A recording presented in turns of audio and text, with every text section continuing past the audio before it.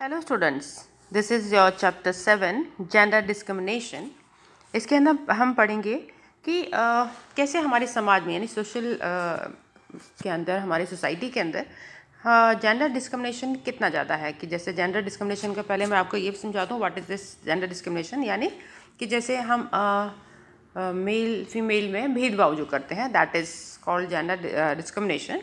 So let's start with this chapter. I'll tell you some key aspects from this chapter.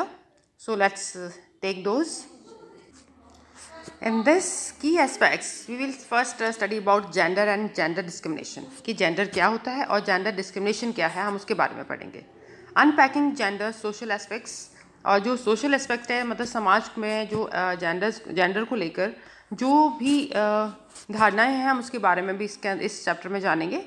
Economic aspects of gender bias, और economically कैसे gender जो है biased है किसी work को करने में. अगर किसी फील्ड में वर्क करते हैं या कुछ भी, तो उसमें भी इकोनॉमिकली कैसे जेंडर को डिस्क्रिमिनेट किया जाता है, किस तरह से, उसके बारे में तो हम सारी जानकारी इसमें करेंगे.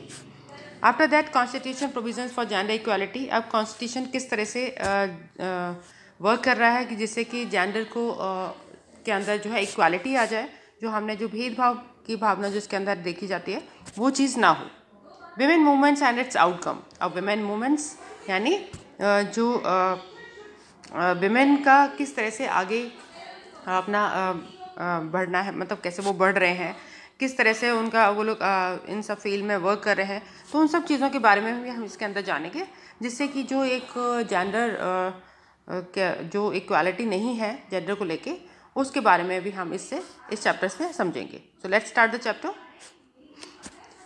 Gender as a term refers to the differentiation or varying attitudes between persons on the basis of the sex. अब ये क्या है कि जेंडर जो एक तरह से देखा जाए, जो टर्म जो इसके अंदर हम लोग यूज़ कर रहे हैं, दैट उसका मतलब ये कि जो एक डिफरेंशिएशन है, यानी कि हम डिफरेंशिएट करते हैं कि that it's a girl and it's a boy.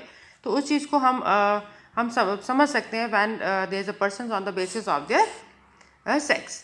The sex means यहाँ पे गर्ल और बॉय को लेकर हो रहा है, या मेल और फीमेल को लेकर हम यहाँ पे बात कर रहे हैं. There are two kinds of differences between man and women. यहाँ पर हमारे पास दो टाइप के जो है डिफरेंसेस हैं मैन एंड वुमेन को लेकर, that is sex and gender. यानी कि हम लोग ने देखा कि वो मेल है कि फीमेल है. Sex signifies the physical and biological difference. Sex मतलब कि मेल है फीमेल, हम उसका इससे ही हमें पता चलता है ये बायोलॉजिकली वो गर्ल है कि बॉय है, हम उस फिजिकली हम इससे जान सकते हैं. And differences between female and males, और उससे हमें ये पता चलता है कि ये लड़का है और ये लड़की है, which is a natural phenomenon. जो कि एक बिल्कुल नेचुरल फिनोमिनन है कि लड़का लड़की के अंदर कुछ चीज़ें जो डिफरेंट होती हैं, जिससे कि हमें पता चलता है कि this is a girl and this is a boy. On the other hand, gender refers to the socially constructed differences between men and women. और कुछ चीज़ें जो समाज के अंदर भी ऐसी चीज़ें हैं जो कि men और women को डिफ्रेंशिएट करते हैं. These ideas further give way to the exploitation and discrimination against women.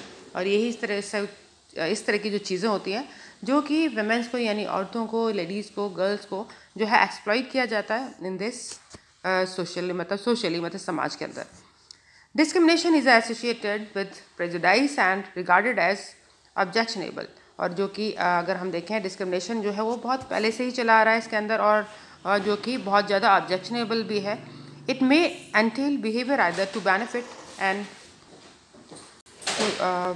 N individual और हार्म द इंडिविजुअल कंसर्न्ड. अब इट मे एंटेल बिहेवियर यानी कि बिहेवियर यानी जो बोलने के तरीके में कह सकते हैं हम, यह बातचीत के लिए हम आपने देखा होगा कि लोगों का सोशल के अंदर उनको हार्म पहुंचाना, जो आपने देखा होगा एक्सप्लॉइटेशन जब गर्ल्स का हो जाता है, तो उसके अंदर भी उनको सोशली हार्म पहुंचाना, उनको परेशान करना, that is also come in this section. Gender discrimination refers to a belief in relation to gender of a person which may or may not carry legal consequences but is of social nature. और gender जो है कि एक that it's a male or it's a female which may or may not carry legal consequences, जो कि legal consequences नहीं होते हैं but is of social nature. कुछ का जो गर्ल्स के अंदर या बॉयज़ के अंदर जो हम देखते हैं डिफ्रेंशिएशन देखते हैं, तो तो दैट इज़ कि वो उनका सोशली उनका नेचर है, उनका प्राकृतिक नेचर है. When we talk of gender discrimination we talk about patriarchy, which is a system of social structures and practices in which men dominate. अब ये जो एक है इस तरह का जो हम जेंडर डिस्क्रिमिनेशन की बात करते हैं, तो वो एक पहले से एक कहावत टाइप की है, which is a system of social structure, जो कि हमारा जो समाज का जो एक स्ट्रक्चर है जो प्रैक्टिस में है अभी तक जो चला आ रहा है. जैसे कि लड़का है, ये लड़की है, इसको इसका काम है इसको घर को देखना, लड़के का काम है बाहर घर को संभालना, मतलब बाहर अर्न करना जाकर. तो ये सब चीज़ें बहुत पहले से इस तरह की चीज़ें चली आ रही है, which you have seen that कि ये भी कहा जाता है कि मैन को एक डोमिनेट माना जाता है, कि वो डोमिनेट करते हैं, यानी वो सारा कुछ उनके अंडर वर्क होता है.